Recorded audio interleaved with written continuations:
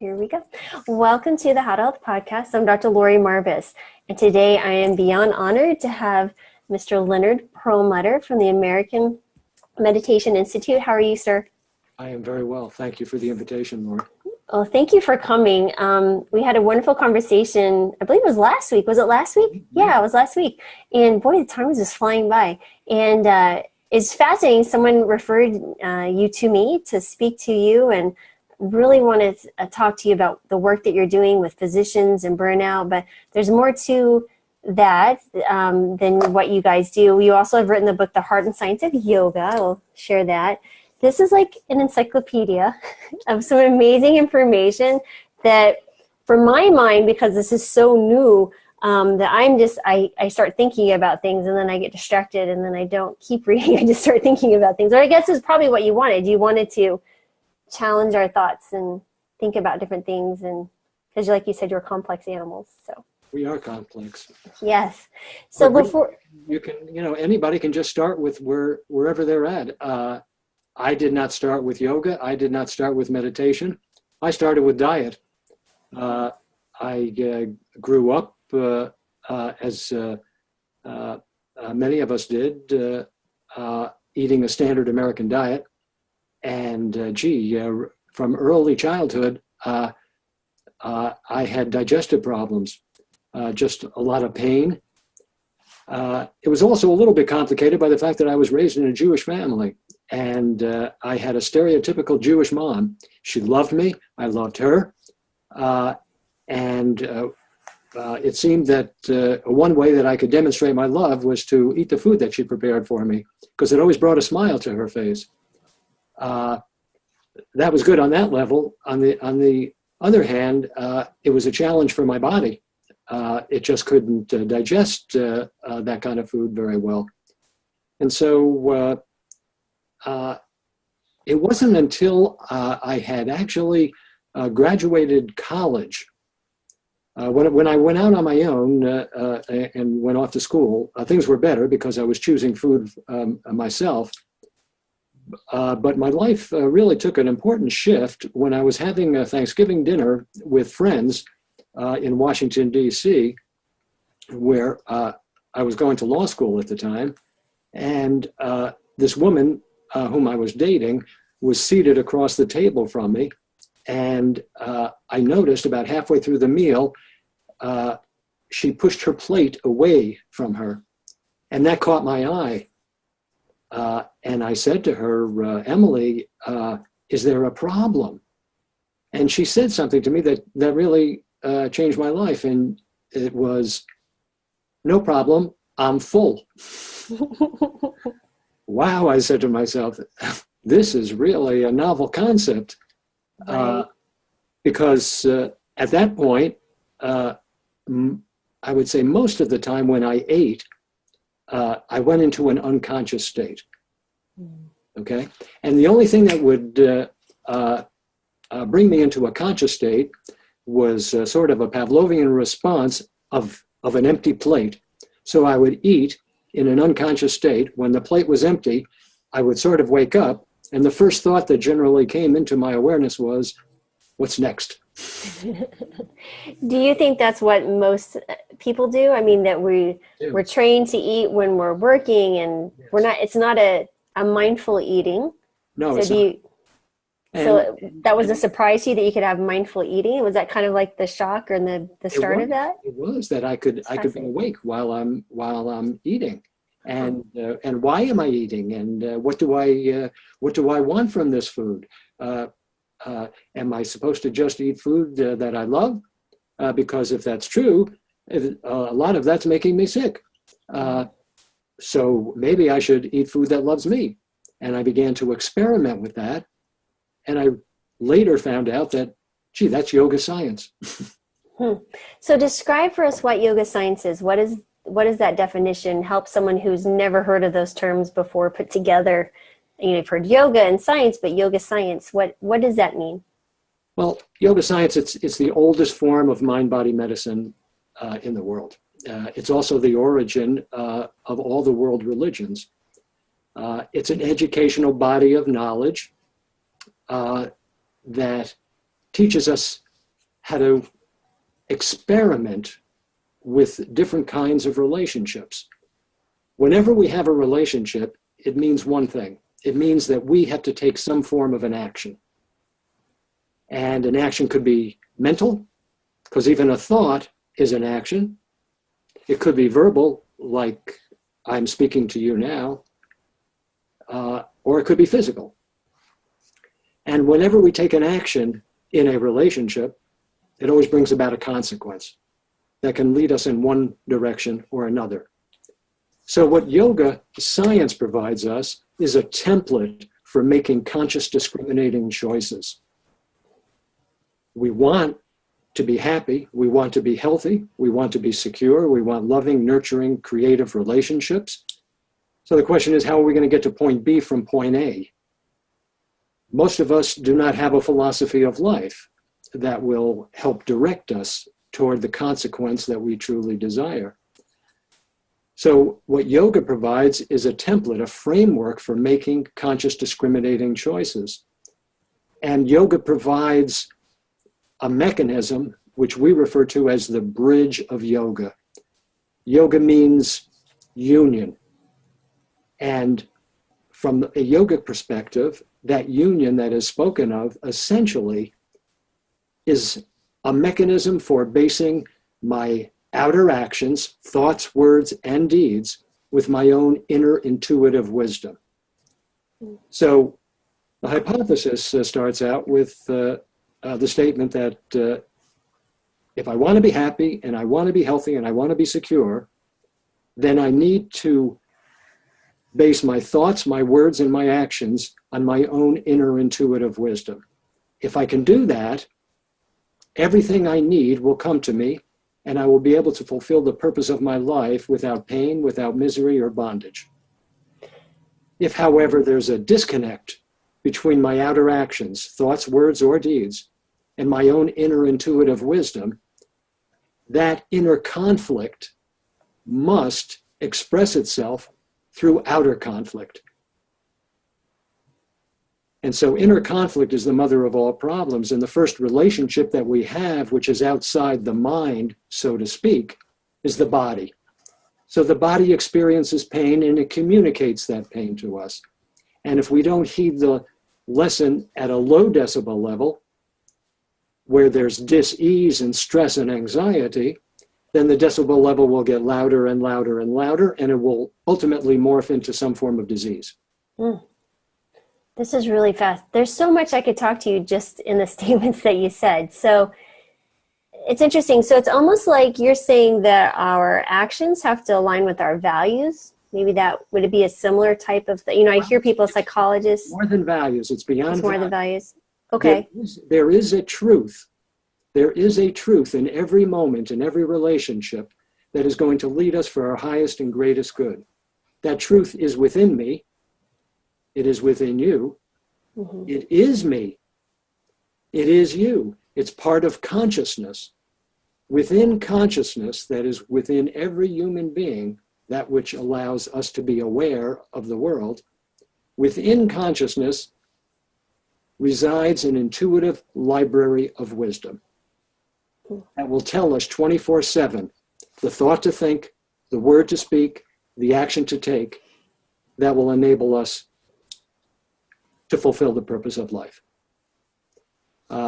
And in the human being, that inner truth, that inner wisdom is accessible through one of the four major functions of the mind, which is known as buddhi, B-U-D-D-H-I. The buddhi is our conscience. The buddhi is what Christians refer to as the Holy Spirit. It is part of our mind, and it acts as a mirror. It has the capacity to reflect wisdom from the superconscious portion of the mind, which lies beyond the conscious portion, which lies beyond the unconscious.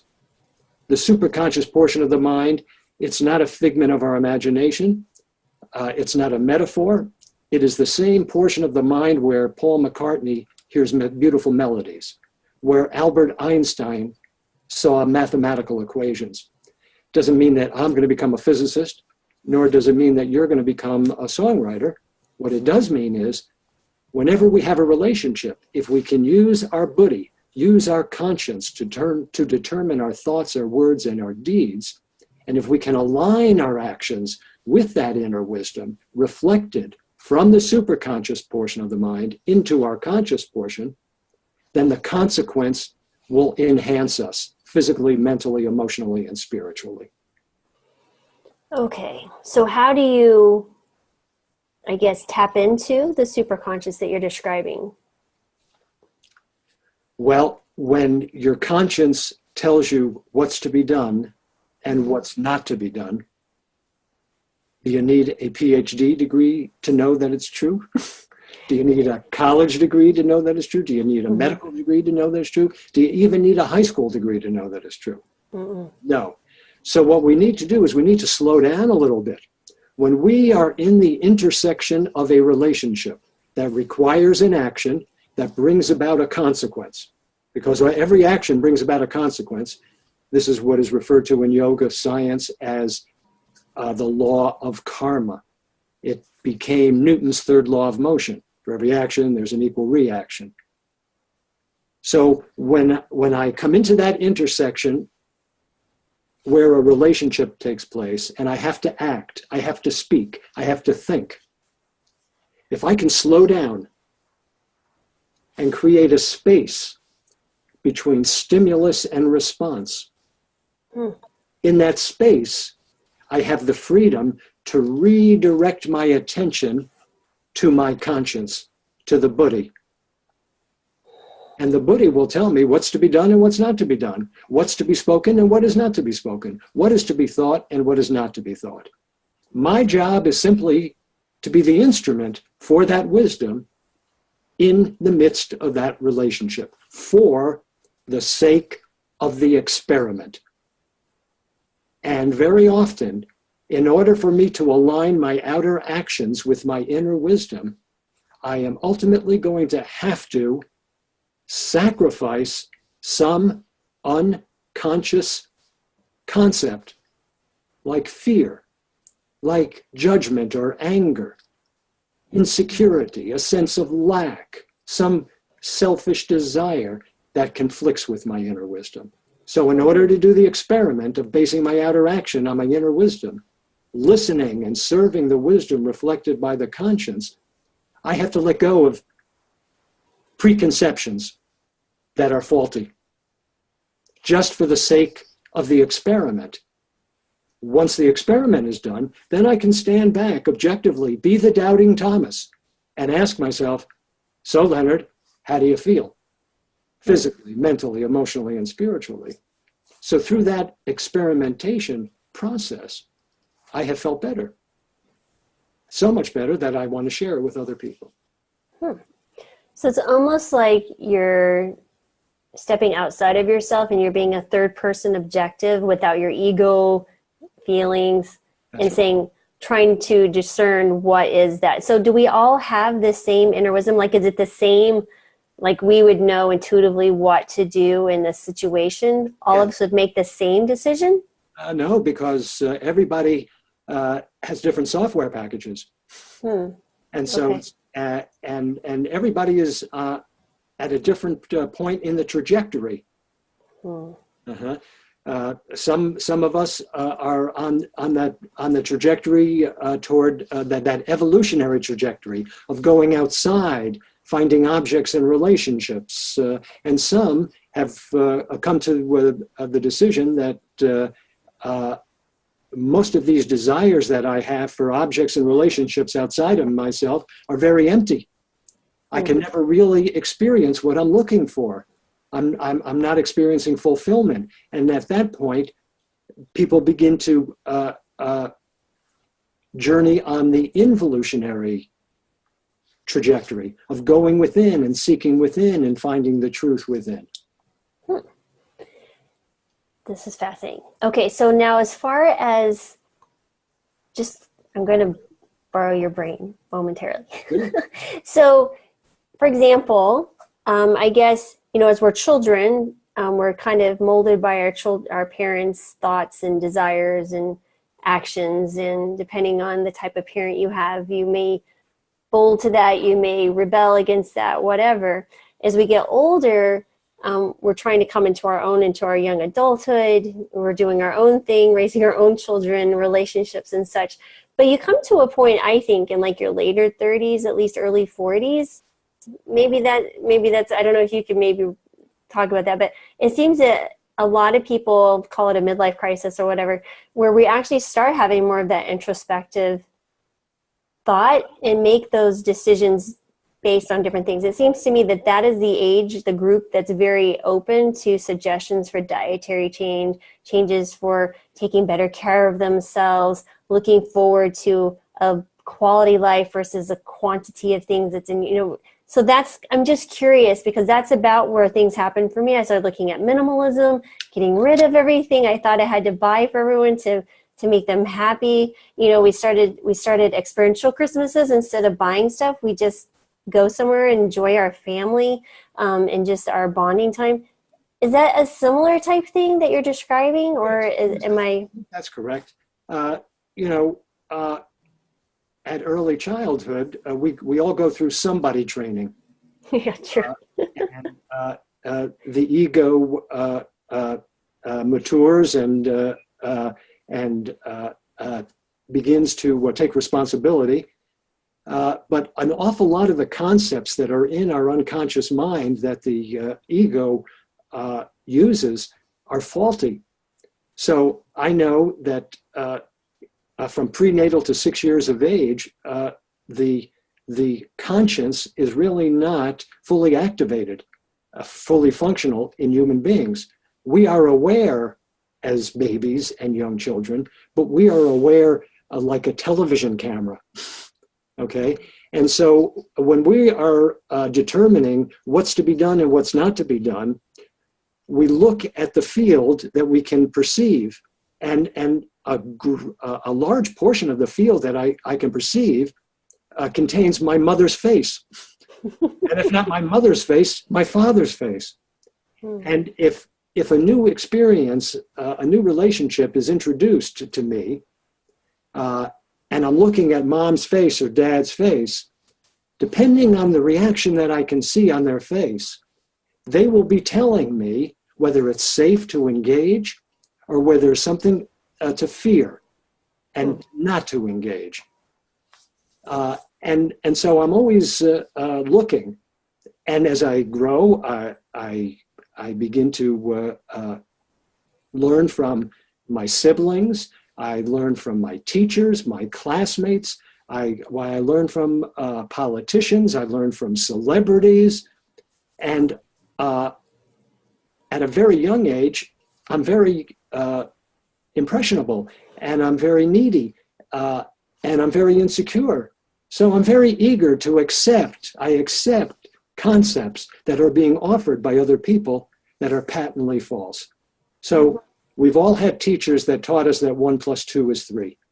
And that's been great. It's worked very well for us. But we've also had teachers who have taught us that 1 + 2 is 4. And because of our naivete, we accepted it. It's now stored in our unconscious mind, even today. And in certain kinds of relationships where our emotional buttons, like with food choice, are pushed, the go-to concept that we use is 1 + 2 = 4. And every time we employ it, we suffer. We're in pain. So how could this help someone who has an eating issue, like they overeat when they're tired, or, like you were describing how you became more mindful of, like, oh, I have a choice. So how does the yogi or the yoga science help with that? Like how do you start to evolve your decisions in your life? Like, how does that process start to become more conscious of the superconscious, I guess? So how do you proceed to do that? Well, one thing that's very interesting, that's critically important, is to recognize that all animals are subject to 4 primitive fountains. 4 primitive fountains affect all animals. And those primitive fountains are for food, sex, sleep, and self-preservation. So the balance that yoga provides us and the evenness of mind that yoga provides us encourages us to make conscious discriminating choices using our conscience, our buddhi, that will help us to balance these primitive fountains. In other words, take food. We don't want too much food, and yet we don't want too little. So we want just the right amount that is going to benefit the body so that the body can act in a holistic way in service to itself and to me for the 120 years that it's designed for without pain. Mm-hmm. And same with sex, not too much, not too little. And this is in thought, word, and deed. And same with sleep. We need sleep. We don't need too much sleep. We don't need too little sleep. We need just the right amount of sleep. Self-preservation is interesting because self-preservation normally takes care of itself. But what we deal with today, especially in our culture, is fear. The fear that we might lose what we have, the fear that we might not get what we want. And when the mind is in conflict, I'm looking for compensation from that inner conflict because I'm not resolving it. And so when I'm not resolving that inner conflict, I'm going to look for some kind of compensation. I'm going to want to take a vacation. I'm going to want to eat something that takes me away. Mm-hmm. And so I eat for different reasons, not for survival, really. I eat for compensation. I eat for entertainment. So how does someone start that process of, I almost consider it like a healing, right? Like you're removing yourself from the harmful consequences and trying to make those better judgments or better decisions by being this third party objective. I mean, is there a sequence of events or sequence of questions? Because some people, they don't understand. They truly believe a certain type of food is not harmful or a certain action will have benefit. You know, they don't mind watching television for hours and hours on end. We don't even have a television anymore. I mean, we've been making this transition, I think, naturally, but how would someone begin to be more aware of what they should be doing? I guess, how to elevate our consciousness. I guess it's almost like that. I truly believe that there's only one way for them to engage that type of novel idea, and that has to do with desire. Without desire, it's not going to happen. And so yoga says that desire to make those kinds of change is grace that comes to us. If I have that desire to have less pain in my body, then I'm going to examine certain things and experiment with certain things. I'm going to change the equation of my life and see what happens. I had a brother-in-law many years ago who had lower back pain. And I had lower back pain as a young person because I held my fear in my lower back. That was the repository of my fear, my emotional fear. And it was not an operative condition, nor was my brother-in-law's condition an operable condition. And through my meditation and my gentle yoga and skillful action of using the buddhi, my conscience, to base outer action on inner wisdom, I reduced inner conflict, and therefore I reduced the pain in my back. So I said to him at the time, I said, I have a similar condition to yours. I could teach you a few easy, gentle stretches and just some very modest meditation skills that might be able to help you. And his response to me was an eye-opener. He said to me, if I didn't have the pain in my back, how would I know who I was? If he didn't have the pain in his back, how would he know who he was? So he literally defied himself as with the pain. That's right. Oh, wow. Right. And so he was not open. He did not have a desire. Huh. Now, it's interesting because I think throughout life, right, we have opportunities of grace being presented to us, and we shun it or maybe even walk by it because we're blind, or we're still maybe keeping our eye in the television camera. That makes me think about, because I know as you become more aware of things, trying to elevate your consciousness and yeah, that is the best way to describe it, is that you start looking back. 2020 is, your vision back is 2020, looking backwards. It makes me think, there's always these opportunities presented to you. You can walk away or you can accept them. And I think those are often times that you've been presented grace. For me as a Christian, it's God saying, here you go, Lori.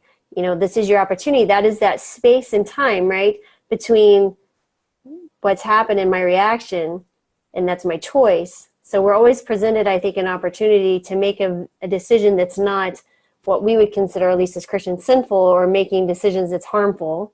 That's right. With poor consequences. So this is really interesting because it reminds me of a sermon that I heard years ago, that whole space between something happening and your reaction. It was very, very similar, and it just dawned on me. And someone else mentioned it too a few days ago. It's really interesting how things present themselves like that, and boom, here we go. And so that's really interesting. What do you think about that? I think that's absolutely correct. And so the key to what we're saying is that unless and until our actions reflect our inner wisdom, we are going to be blinded to the grace that is always with us. There was a sage in the last century who said that grace is always there, but in order to, it's like the wind, he said, and to catch that wind, you first have to run up your sail. So we have to take an action that conforms with our inner wisdom. And if we are in alignment, then the universe is going to conspire to bring us some benefit.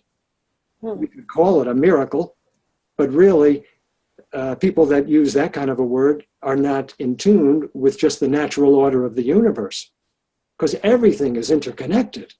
Right. There are no separate objects in the universe. Everything is a shimmering vibration of particles and molecules. It's all one. That's fascinating. So circumstances that happen when you think, oh, the universe is conspiring against me, but other people go, wow, this is such a coincidence or something. But there's set in motion different actions that we take, right? So every decision gets us to where we are in our present moment, even though it's fleeting. Even obstacles are a boon if we know how to dance with it. So I guess one of the tools that you can use would be constantly asking questions, right? And saying, but taking your feelings out of it's difficult because many of us respond by our feelings, and our emotional, navigation tools are often. And our thinking. And our thinking, Because thinking and language is enslaving. We are so enslaved by thinking and the language, the limitations of language. We speak English, and English and German are languages of materiality. There's very little contained in English and German about spirit. And so we're so centered on materiality that we forget that we have another aspect of us that lies beneath the surface in spirit.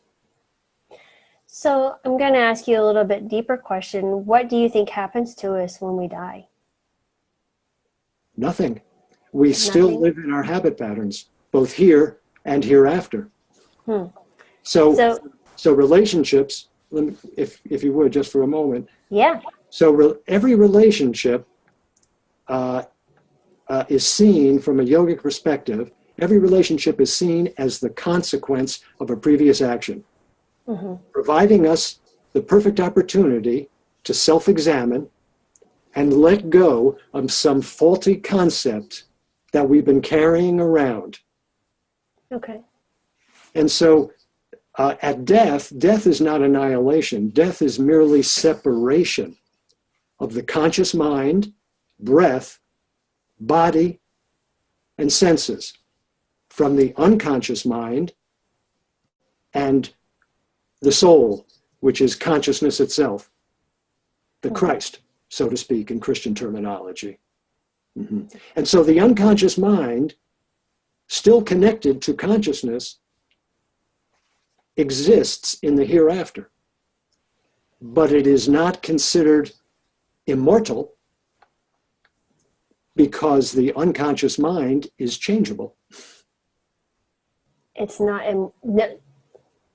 I mean immortal in the sense of its character, or immortal as in sense of its existence? Of its existence. Okay. It's considered semi-immortal because, okay. because it exists here in time and space with the conscious mind, the breath, the body, and the senses.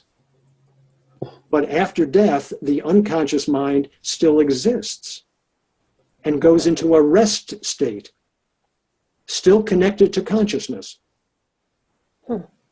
Okay. And then it stays there? I mean, it's the end? Well,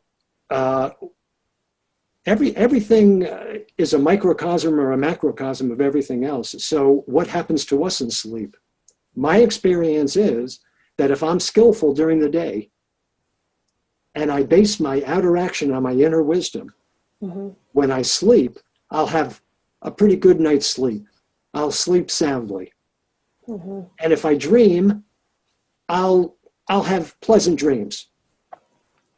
On the other hand, if I'm unskillful during the day and I act, speak, and think in ways that conflict with my own inner wisdom, and then I go to sleep, I might have a hard time falling asleep.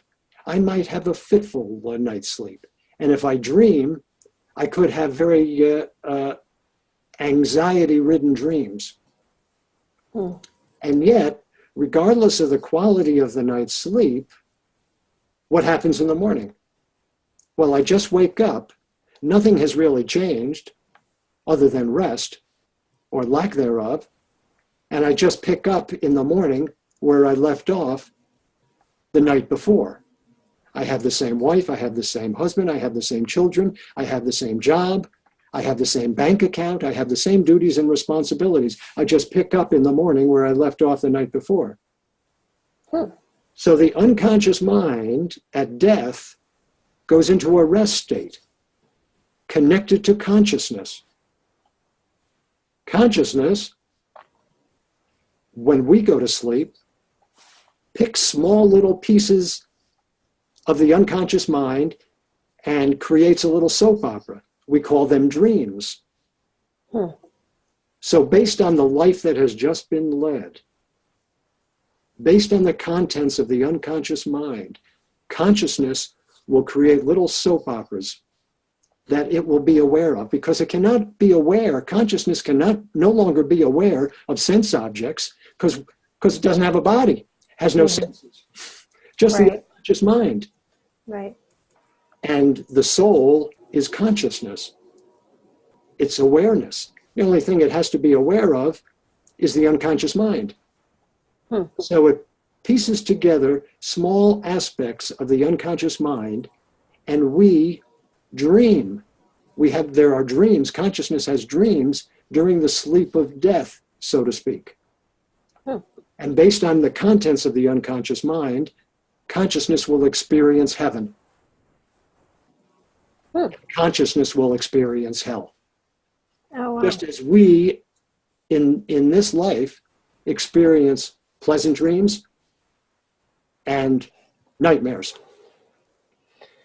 That is interesting because, okay, so now this is wisdom that you found from studying yoga, right? The science of yoga, and you're bringing it forward here.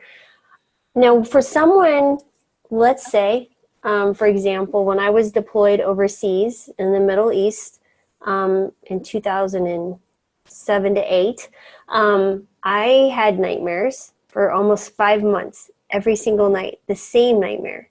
Horrible, horrible nightmare. And it was the same dream, and it's very vivid and very disturbing. But then when I came home, it was gone, and I never had it again. So could I just ask one question? Mm-hmm. That recurring dream, Mm-hmm. could you describe in one word the emotional residue of that recurring dream? The emotional residue that I would have every day, or now? No, then. Then it was You were aware of what emotion? unease. Mm-hmm. It was Well, unease. Something was not right, like evil. I would say unease and evil. And how did that make you feel? Anxious. Go I ahead. wanted to go home. So would you say fear? I would say borderline fear, but not true fear. It was more of like, I know this is not right, and I understand that I need to be home. Right. So, and once I got home, I was fine. I've always been very perceptive with dreams. So Yes. when I was pregnant with my oldest, my Emily, I would dream that someone shot me and ripped her out of my stomach. Because understood that was fear that I was going to lose a pregnancy or something, and I was fine, or that she wasn't healthy. But this dream was in the context, it was spiritual in nature and very disturbing. But it was really interesting. Yes, it's very interesting. It grabs our attention. So Yes. in yoga science, every fear must be examined. Every fear must be examined. And fear always takes one of two forms. First form is, I'm afraid I might lose what I have. Or, I'm afraid I might not get what I want. Mm-hmm. And so that whole inquiry is all about the profound question, who am I? Who am I who is aware of fear? Who am I who is aware of the fear that I might lose something? Who am I who is aware of the fear of not getting what I want? So you mentioned early in our conversation about changing the perspective to a higher perspective. Mm-hmm. So Einstein says that a problem cannot be solved on the level at which it arises. It has to be solved on the higher level. Makes sense. So what yoga science does, it does give us a higher perspective. It reintroduces us to ourselves. You see, you are not Laurie. You are not this body. You are not even Laurie's mind or personality, because they are all subject to change, death, decay, or decomposition. And yet within you and within me, there is something that has never changed. For every day of our lives, based on our earliest memories, and what we might call that is I am. Mm-hmm. So even though I used to be short, now I'm tall, once I was heavy, now I'm thin, some days I'm calm, some days I'm stressed, sometimes I'm angry, sometimes I'm forgiving, sometimes I'm fearful, sometimes I'm fearless. In the midst of all of those pairs of opposites and all that change in this world of relativity, there is something about each of us that has remained the same. And that is I am. So what the sages say is that I amness, that beingness, that awareness that is within you, that has always been with you, existed before birth. And it exists after death. It's the light of Christ that is within you, that is you, having this human experience in time and space through a mind-body-sense complex that has relationships, that requires actions, that brings about consequences. Mm-hmm. So what do you think? So each of us have this presence, when people make, there's like evil things that happen. Like, I mean, what is that? Is that the sick mind not, dispelling? What is that? Evil is a concept. Okay. Evil is just a concept. So, as I mentioned before, when outer actions conflict with inner wisdom, when I do not use my conscience, when I do not use the Holy Spirit, when I do not use the Buddhi, there is a conflict in the mind. Mm-hmm. Mm-hmm. And when I create conflict in my mind because of unskillful action, and you do the same, mm-hmm. and everybody in our town does the same, and everybody in our state does the same. Very few people are using their buddhi, using their conscience to base their thoughts, words, and actions, you see. So I'm creating conflict, you're creating conflict, everybody in the town is creating conflict, everybody in the state is creating, everybody in the country. So when a point is reached of intense conflict, the consciousness of humanity is asked to share a shared painful experience. And we call that evil. Evil is merely the shadow of inattention.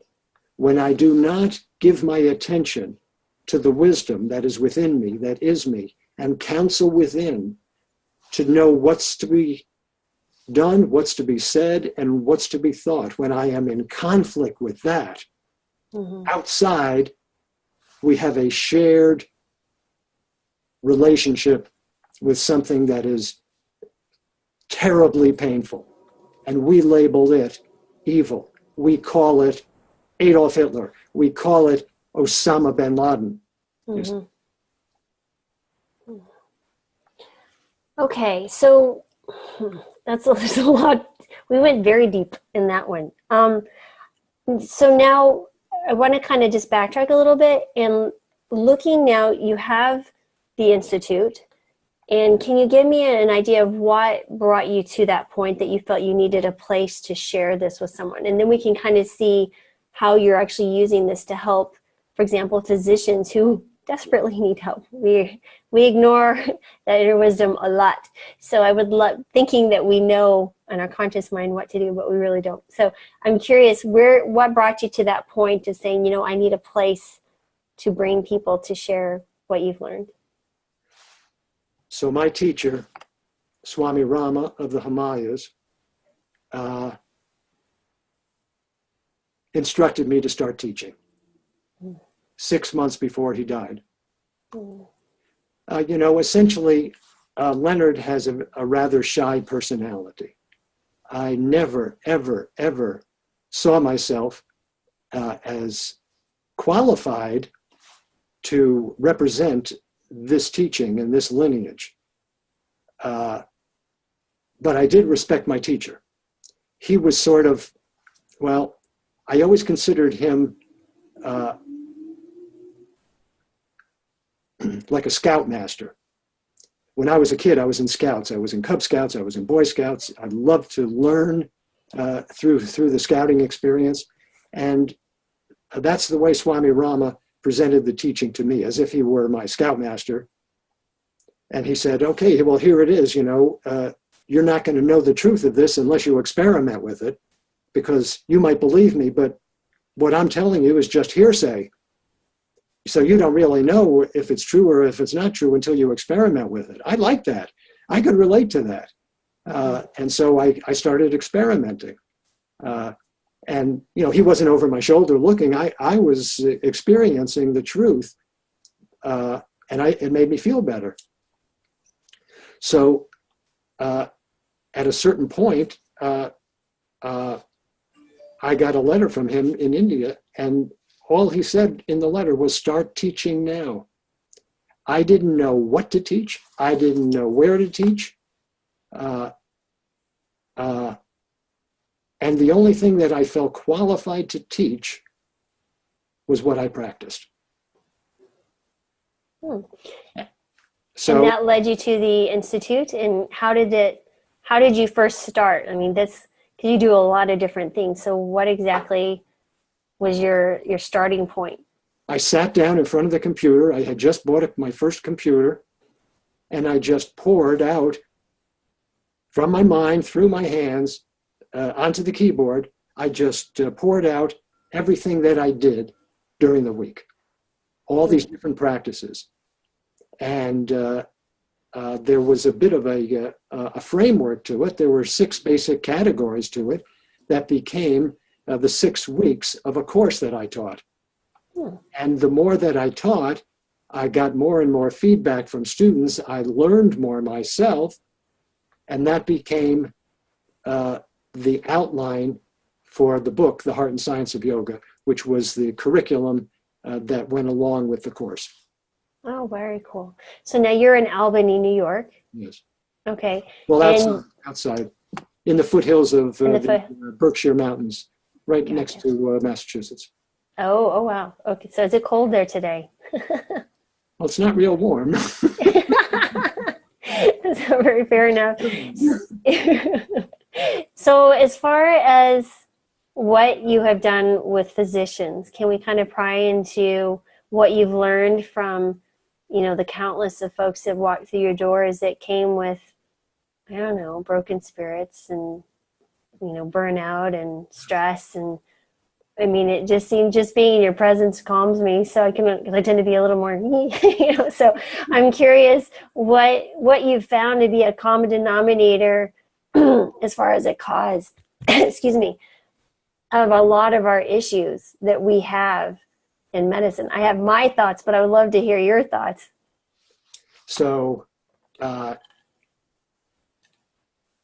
ancient Sanskrit language, the ancient language of India, did not have the word stress.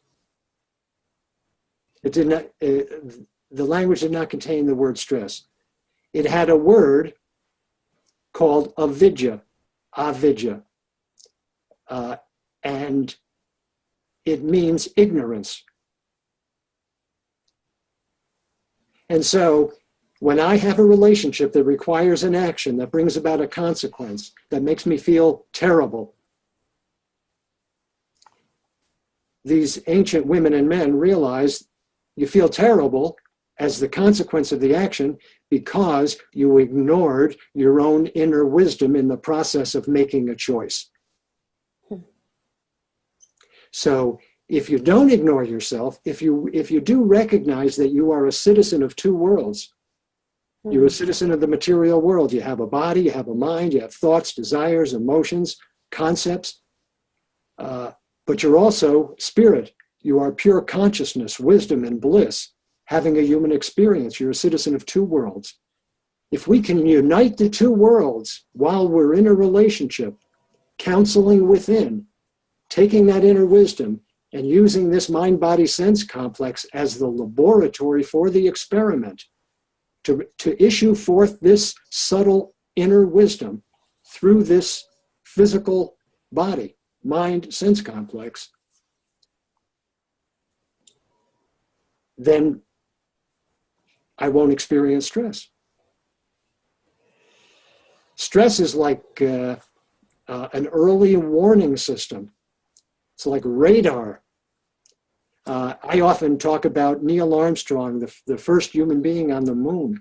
He flew this lunar module from the mothership down to the surface of the moon. It's just awesome to even just think about it. Mm-hmm. And as he's flying this, this little lunar module, it's like an ash can.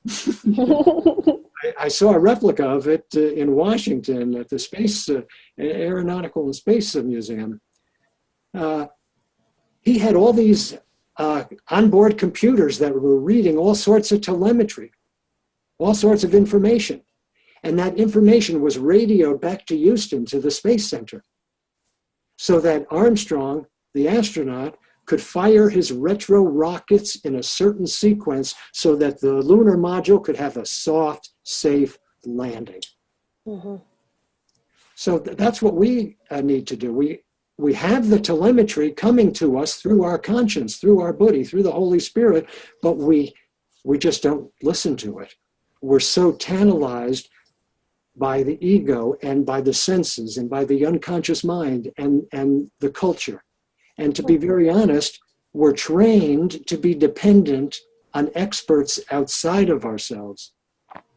We are taught not to rely on ourselves.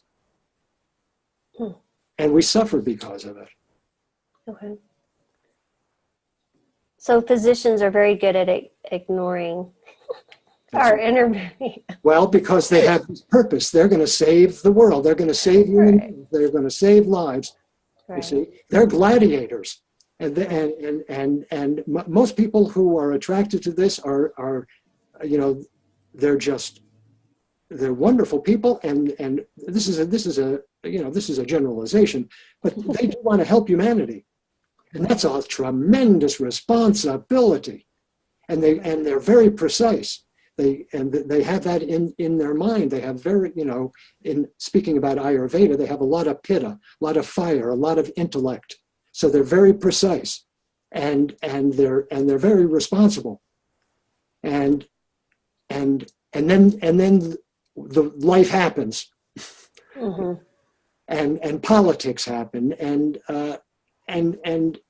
they have to deal with things that they're not prepared for, and so they too look for compensation. With physician burnout, I mean, it's shocking to even verbalize. It's not just that people have a drink every now and then. People are really desperate, and many are committing suicide, and others are addicted to heroin. These are our physicians. So my teacher, Swami Rama, came to the West from India on the instruction of his teacher. His mission was to unite Eastern philosophy and Western medical science.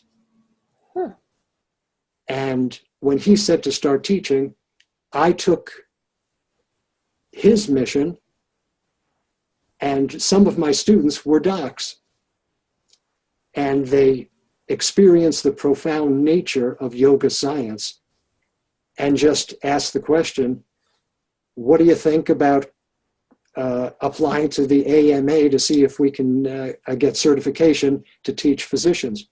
I said, great, let's try it. That was 10 years ago. And you're still going. We're still going.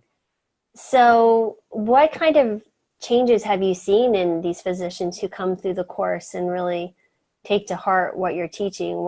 Has there been any there's some really significant stories? Big changes. Okay. There's a couple of things that are working in our favor. Okay. One of the main things is there are a lot more women today than there were 10 years ago. So, every human being is both male and female. Male insofar as hunter-gatherer, we operate in the world, but female is inwardly directive and intuitive. And the female gender is sort of hardwired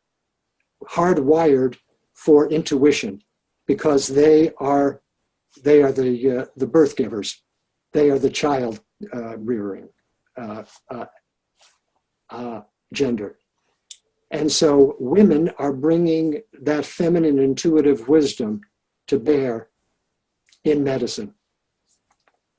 That's number one. Number two, there are more Asian and Indian people who are now going into medicine.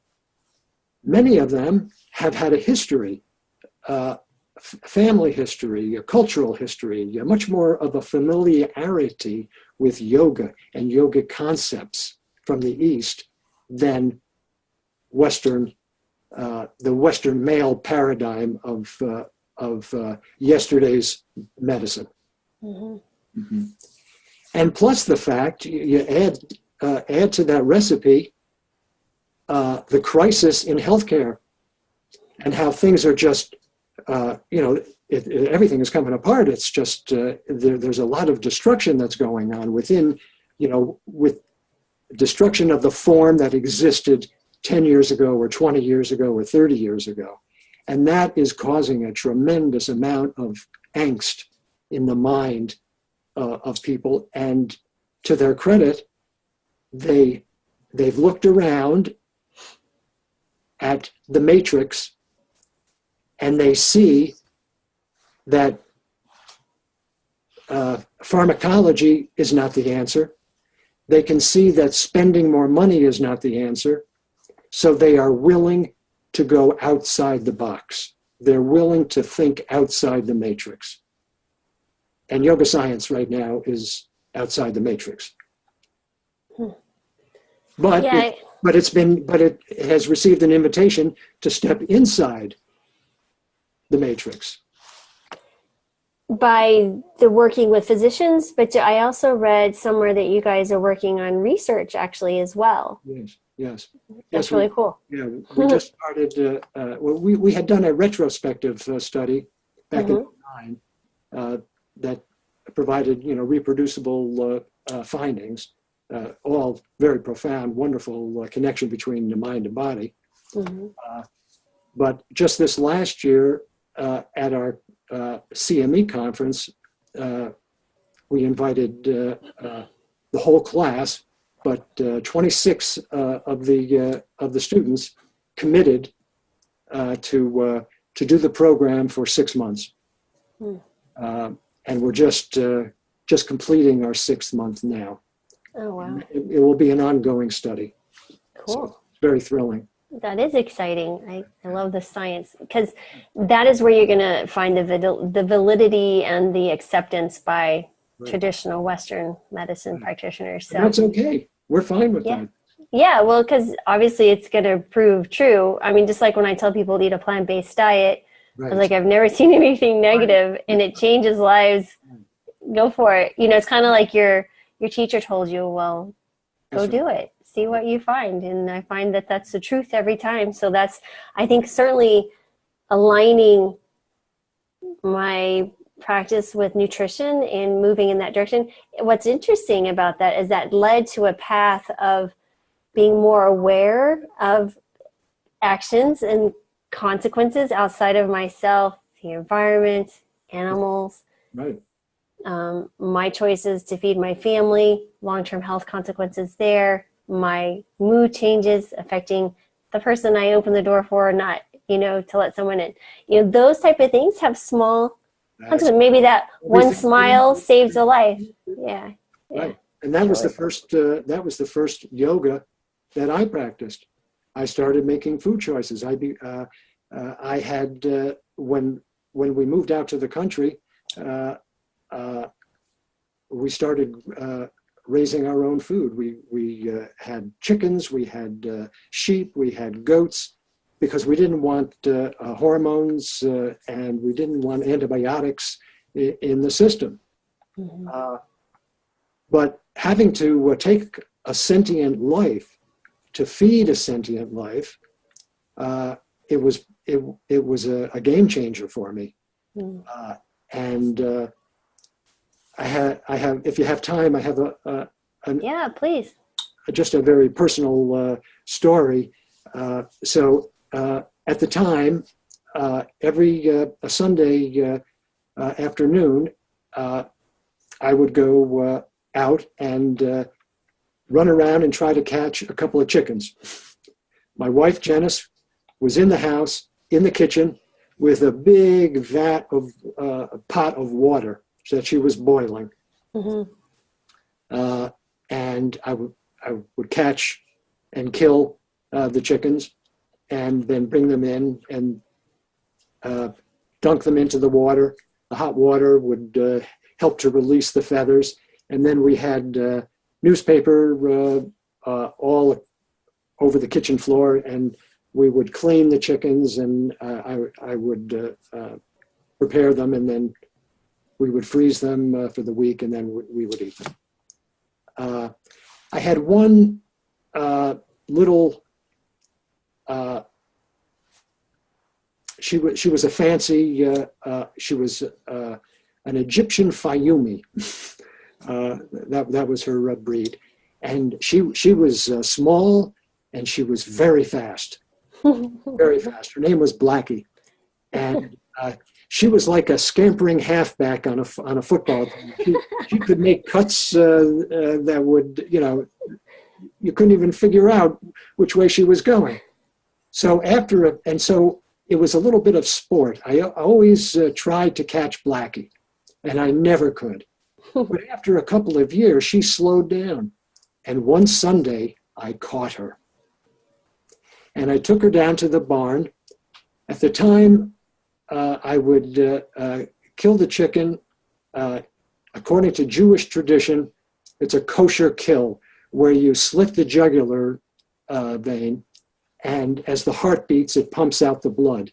It's supposed to be a clean, humane way of taking the life of the bird.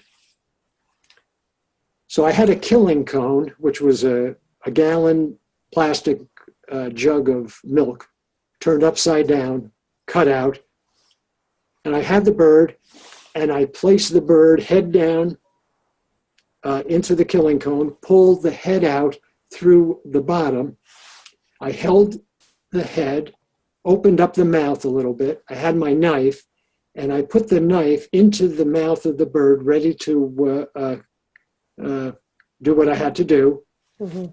And her eye met my eye. And I just stood there transfixed, which seemed like an eternity. I assume it was just a few seconds. But her eye was on my eye was on hers. There was total silence. And then this scream came out of her that I had never heard before. It was this plaintive scream that every hair on my arm stood straight up like little soldiers. It was profound. And Janice, who was in the house, she heard the same thing. Wow. And I knew that it was over. I could no longer take a life to feed a life. Right. I took the knife out. I let her go. She lived a long, joyous life.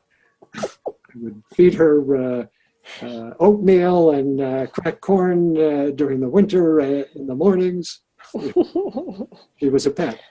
Wow. And then so we became vegetarians. Wow. It's really fascinating how, however you enter the plant-based eating, something like that, or even through health reasons, how you tend to gravitate towards this consciousness of, this is a living being. Now, to equate them with equal to human lives, that's debatable depending on your philosophies and beliefs or whatever, and that's fine. I'm not saying that, but you can't deny that they're in pain, that they're feeling. I mean, our cat, they have fear, and that hormone goes into that flesh. Yeah. At death, they know they're dying, and then we ingest that. Mm-hmm. Not healthy. I agree. I can't deny that. But people have to be ready. They have to be ready. So what I tell people is, this is what I do. You can make your own choices. And if you eat flesh at this time, that's okay. But if you meditate every day and you make conscious discriminating choices, I cannot guarantee that at some point you are going to go to a plant-based diet. Mm-hmm. Oh, yeah. Or just thinking, people, it's really interesting how you commune with nature, right? You feel fulfilled and at ease, and that's why I love running every day on trails, and just the sound of water and just the green and the fresh air. And you can't not think about your actions and how, what we're doing to our stomachs and our greed of wanting, people like the taste of flesh and things like that, how that impacts our future world, our oceans, our skies with pollution. There's just so much that's going on that, you just can't ignore. You're going to get to the point where you're either going to be forced to make a decision to eat differently because we can't sustain it. We have, finite resources in the world, or you're going to make it by choice because you decided, you know what, I'm going to do the right thing. Yeah. And, if you can't walk through a slaughterhouse without changing your mind, I mean, I remember as a kid, my grandmother was a bookkeeper, and she was a bookkeeper for a slaughterhouse, and a big one. Mm-hmm. And I remember going as a kid and would stay with the summers with her, and we'd go to work with her sometimes. And in the lunchroom, they had a tongue of a cow, and to me it was so repulsive that I get nauseous thinking about it. The thought of eating that just so disgusted me. But it was so interesting to me is that I didn't put together, well, what are these other parts that I'm eating? I'm still eating the animal. I'm just choosing which part. So, it's just really fascinating how your brain can, I guess by choice, remain ignorant or perceived ignorance. I don't think it's really ignorant, right? It's a choice to ignore something. Yes. It really is. Well, that's what ignorance means. It means just that you're ignoring it. Right. That's exactly. What ignorance is. Doesn't mean that you're dumb. Doesn't mean that you don't have the capacity to make a better choice. Right. But as I mentioned to you earlier, I no longer eat food that I love, or that my senses love, that my tongue loves, or other people love. I eat food that loves me. That my eyes, my ears, my heart, my lungs, my spleen, my pancreas, my gallbladder. Absolutely. So when you get to, and you have a physicians and they're there, what is some of the things you did? The doctor that introduced us, I don't want to mention it because I don't know if she'd be okay with that, but she mentioned some type of practice. It's like a 1 minute something focus. Yes. What is that exactly? What is that maybe we could share with someone here today? Yeah, that would be great. Sure. Thank you for that. Yeah. It only takes 60 seconds and it can be very profound. You can do it any time during the day. The idea is that you want to focus the energy of the mind on one object to the exclusion of everything else. And so at the bridge between the two nostrils, where the nostrils meet the upper lip, is a wonderful spot to be aware of the inhalation and the exhalation. You can feel it, so that helps focus your attention. Mm-hmm. So if the folks who are watching or listening want to try, and you're comfortable closing your eyes, just sit with your head, neck, and trunk straight. And if you'd like, make the OK sign with the thumb and the index finger. We call that the finger lock, but all it does scientifically, it creates a closed electrical circuit so that it keeps energy in the body. And then you can place the palms on your thighs or on the desk, wherever you are. And then you bring your attention to the bridge between the two nostrils. You listen to the inhalation and the exhalation, inhalation and exhalation. Now, we're going to do this for 60 seconds. Okay? If any uninvited thought or image or sound comes into your awareness that competes with your awareness of the breath, simply honor and witness, and then sacrifice the thought, the image, or the sound, and then bring the mind back to the breath. And we're going to do this for 60 seconds, starting now.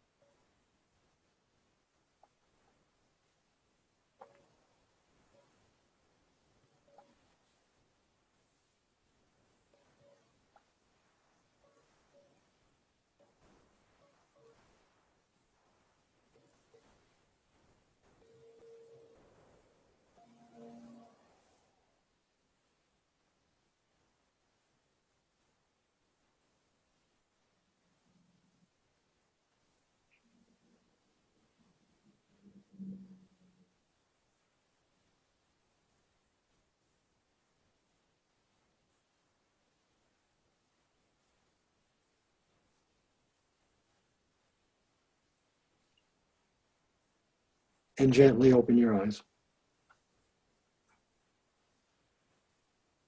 That was really interesting. How so? Well, there's construction outside, but it got to a point, like you were saying, just, I like the word sacrifice. You just sacrifice it to let it go. You just let it go, let it move it on. But then as you do that, you don't hear it anymore. And then it's almost like, it's like you become aware of a kind of it's not a heavy feeling, but like a blanket around you, if that's the best way to describe it. At least that's what I experienced. Like you could feel, I don't know, like your body was draped and then it draped over your arms and your legs just by focusing on your breathing. That was only 60 seconds. Is that a common response? Yeah, that's great. It's great. So a lot of yoga science is analogous to engineering science. So in engineering, there's this stereotypical problem between the signal and the noise. So we want to hear the signal, but the signal cannot be made any louder. So how can you pay attention to the signal with all this noise? So what engineering does, it says they turn down the volume of the noise, which automatically, relatively speaking, will accentuate the sound of the signal. And so for 60 seconds, our inner wisdom is telling us to meditate for 60 seconds. That's going to lead us for our highest and greatest good. That means any other thought, any other word, any other action is to be honored, witnessed, and sacrificed so that outer action can reflect inner wisdom. And I love the word sacrifice because it comes from the Italian, of the Latin, sacrifici, to make sacred. So I'm aware of this thought, I'm aware of this sound because of the construction. I have a relationship with it, but how am I going to make my relationship with it sacred? Well, my inner wisdom is telling me to pay attention to the breath. So when this uninvited sound from the construction comes, or a thought, if I sacrifice it, then I'm making it sacred so that the mind can focus on the breath. Now, when you describe, for me, I like imagery. So for me, sacrifice was like shutting the window or, coloring it like it's like taking a hand and wiping the slate, like erasing it. That would be for me, like I have to visually take that sound and make it, I don't know if that's the way my brain works, but that's just how I had to do it. So is there other ways, for me, it's a visual shutting down or sacrifice. Are there other ways that people, if they're struggling to quiet this? Any comforting idea of God or the supreme reality that you're most comfortable with from whatever tradition you've been raised, you can offer it to Jesus, you can offer it to Mary, you can offer it to Allah, you can offer it to Ganesh, you can offer it to God, you can offer it to the universe, you can offer it to Divine Mother, whatever you feel comfortable with for the individual. In yoga, there really is no good and there is no bad. So those interceding uninvited thoughts or images or sounds are coming to us to help us unite our outer action with our inner wisdom so we can unencumber ourselves of the inability to focus our attention. That's Focusing our attention is critically important in the process of being happy, of being healthy, of gaining willpower. And it's interesting, we automatically, the mind, not we, but the mind automatically focuses on one object whenever we fall in love. Whenever we love something, we love it because the energy of the mind is focused on it. The challenge for the human being is the ego, seeing this, attributes the happiness and the fullness and the contentedness of love to the object. Oh, it's your wife that made you happy. Oh, it's your husband that made you happy. Oh, it's the child that made you happy. Oh, it's the new car that made you happy. But there is no object and there is no relationship in the material world that is subject to change, death, decay, or decomposition that has any power to make you happy. For happiness is your essential nature. It is the nature of the Christ that is within you, that is you, in Christian terminology, that is fullness and bliss without a sense of lack. That is really interesting because as a Christian, right, for me, my faith brings me peace, even in turbulent times, because I feel, I believe that you're exactly right. Like it's, the Holy Spirit is guiding me. And so I have someone who has my back. You know what I mean? So it's not just me trying to make this decision by myself. It's an infinite power that is way more wise than I am in that sense and using that term. So I feel like that's the piece that allows me to sit back and go, I can make these better decisions that don't conflict. The more that you do make those better decisions based on this inner wisdom of this compassionate force, this wisdom that is within you, that is you, the more the personality that we refer to as Lori or Leonard can conform action to that wisdom. At a certain point, we annihilate the space between the two. This is what sainthood is all about, becoming one with the Father. And it's really very interesting that you say that, because there are people that I've met in my walk in my faith and in places I've been that you just sit there and you're mesmerized because they're just like, I don't know. It's like exactly what you're describing. They become the Christ-like to the degree that they're different. That you're looking at them and they're like, they do things differently, they think things differently, they act differently, regardless of the circumstances. And it's utterly fascinating to meet these people because you're just intrigued. It's fascinating. Yeah. Unless you're the type of person that is more interested in fulfilling the desire to go to Las Vegas for the week. In which case, you probably wouldn't have a relationship with that person. Right. Because you're too busy. And that's okay. That's all part of the perfection. This is not a judgment or anything. Right. But you have to be ready for it. But it is interesting because I can see where this practice of meditation, of just focusing, can, especially in today's world, technology and being, many people are competing for our thoughts and our attention. It makes us more mindful in the present with our relationships, with our work, with our activities. When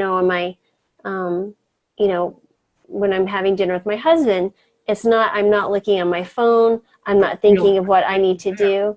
Are you really there? Yeah. So it's interesting, though, that I was able to focus on him and provide him what those right actions are going to bring, I feel, a balance and peace in a relationship. So that's really fascinating. Huh. Good. I have a feeling we could talk a long time. Yeah, that's good. You poor thing. There's so much to the many layers here. So you do offer 2 upcoming events. Could you tell us about that? And I'll certainly put links below everyone who wants to click and who are interested. Could you tell us about what those are? Okay, sure. We have a summer retreat. It's in July, 3rd week. I think it's the 19th through the 22nd. And the core curriculum of the Heart and Science of Yoga is presented. It's sort of like a boot camp. It's a lot of fun.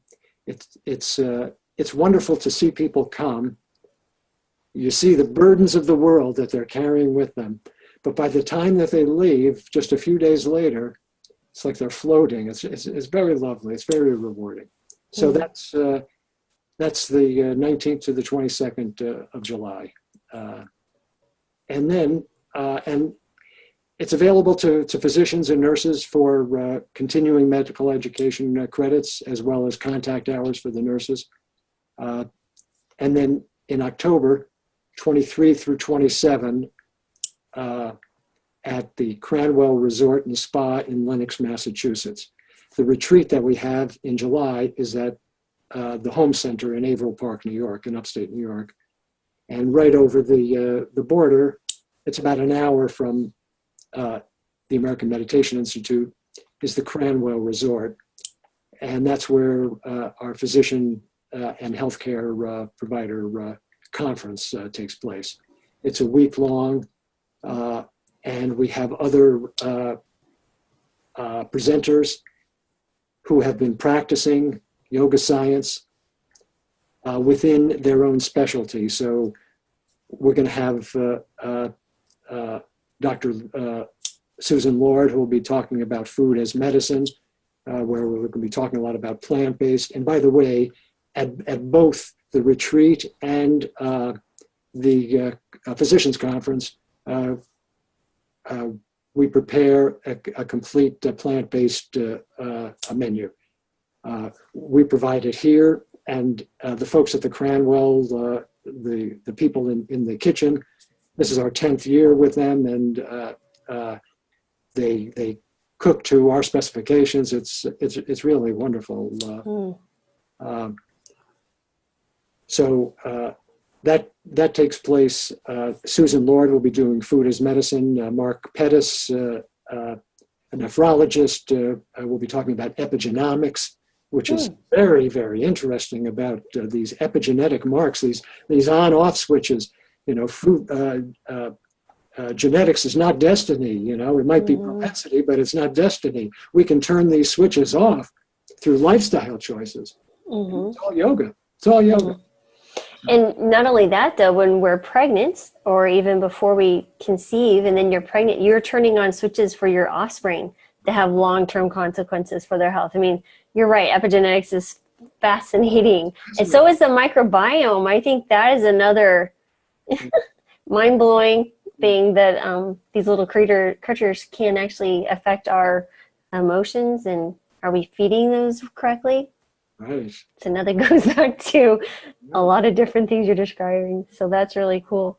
So is there any, I know I've kept you a long time, is there any one last bit of advice that you may have for someone who really is feeling a calling to or pulling to move forward with some type of yoga science practice? I mean, how should they get started?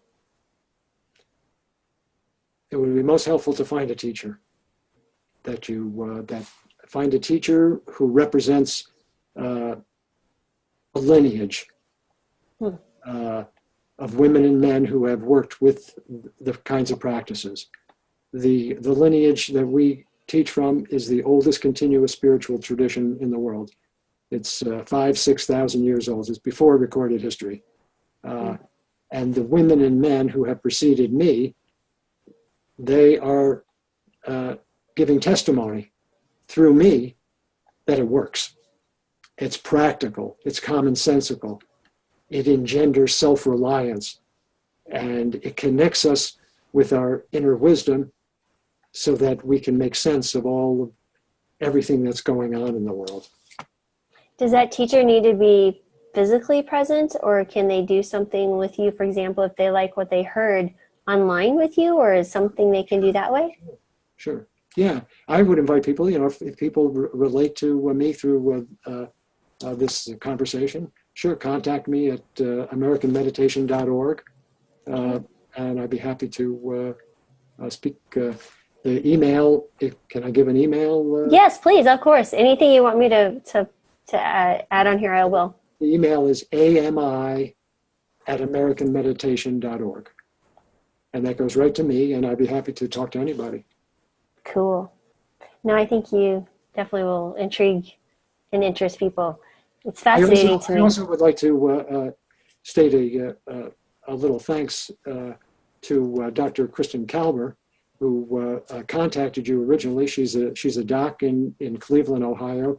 She is very interested in both plant-based diet and yoga science, and it's her passion. And she reached out to you in an attempt to grow both teachings of the plant-based, but also the yoga science. So I want to thank her for putting us together. Yeah, absolutely. Because I think your message should be shared, because I think it's, I don't know how to describe this. So it's like, it's a power, right, that we can all harness. And it's not, doesn't make anyone defensive. It doesn't make someone, because if I'm coming to you as a Christian, there are beliefs and held judgments already, versus someone who comes to you and speak yoga science. It's like, what is this? But you hold very similar traditions and thoughts and activities, and it kind of melds together. It's really very interesting to see that. So for someone who maybe struggles with traditional religion or different things like that, I think this is a great avenue to start in finding that inner wisdom that you're describing. I think that's a really nice segue into. It's also great for atheists and agnostics. Exactly. We'll leave it open for them as well. Even themselves. Right? True. Well, we could talk philosophy on that. But for me, it's like this world is too organized and it's too incredible to be by accident. And that's my belief. But, people can assume what they like. But for me, it's at peace when I understand that there's more to this than I'll ever understand. And I'm okay with that. I'm just doing time focusing on any one thing to even examine it. Right. We're always looking to change the channel. Right. That is interesting too, like how you learn to find the one thing. I feel that we were all here to put, we're here for a purpose, right? And I think when you find that purpose, it's like a hand in a glove. And it's like, oh, my thoughts, my emotions, my movements coincide to this really cool future. That's kind of what happened with becoming a doctor. It was like, yes, this is it. Because I went to medical school with 3 little kids. They were, Emily was 5. My boys were 3 and 10 months when I started a long time ago. And now they're 24, 22, almost 20. And, one's in medical school. But that finally when I went to medical school, even though it was difficult, it was like the glove on my hand. It's like I was meant here to do that. You know what I mean? It's really cool. So I think that's it with plant-based eating, right? It's bringing now this other element with nutrition and healing outside of drugs that, are a great Band-Aid on occasion, but there's more to it. It's a foundation. It's just really, I don't know. It's like if your mind expands. I don't know how to describe it. It's like, I guess it's your consciousness, right? Right. It expands your consciousness. It makes the unconscious conscious. Right. You're probably going, oh, this new little baby in the yogi science. It's like, whew. All right, that's really cool.